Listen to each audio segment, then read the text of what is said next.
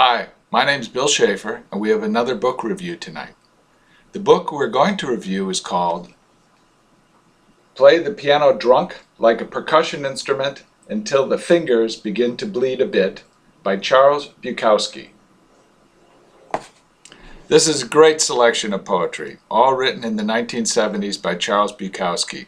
Charles Bukowski is one of the best-known contemporary American poets. He was born in 1920 to an American serviceman father and a German mother. They moved back to California where he was raised. In 1944, at the age of 24, he sold his first story. And then at the age of 35, he began writing poetry. For a long time, he wrote and published in obscurity.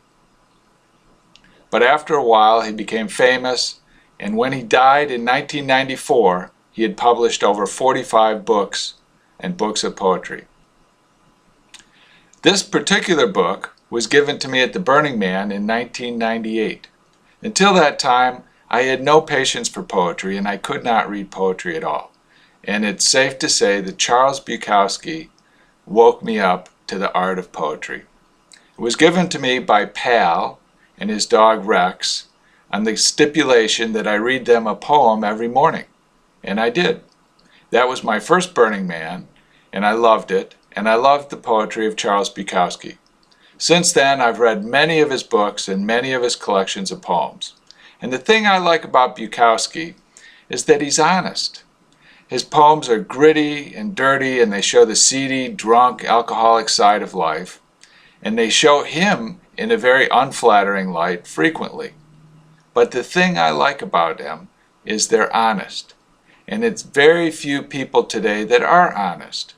And very few artworks or literature is honest. And Charles Bukowski is very honest. As Allen Ginsberg said, the sole function of a poet is to record the contents of their consciousness. And this is something that Bukowski succeeds at fabulously.